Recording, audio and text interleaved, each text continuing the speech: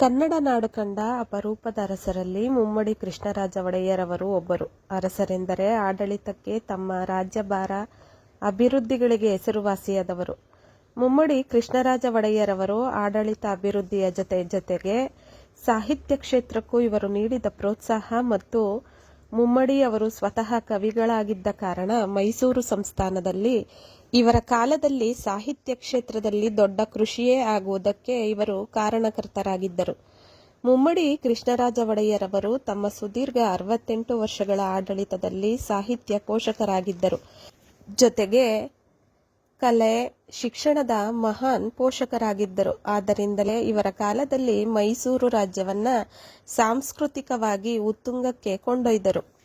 ಮುಮ್ಮಡಿ ಕೃಷ್ಣರಾಜ ಒಡೆಯರವರು ಶ್ರೀರಂಗಪಟ್ಟಣದಲ್ಲಿ 19ನೇ ಚಾಮರಾಜ ಒಡೆಯರ್ ಮತ್ತು ಅವರ ಮೊದಲ ಪತ್ನಿ ಮಹಾರಾಣಿ ಕೆಂಪನಂಜಮ್ಮಣ್ಣಿ ದಂಪತಿಗಳ ಮಗನಾಗಿ 1794 ಜುಲೈ 14ರಂದು ಜನಿಸಿದರು.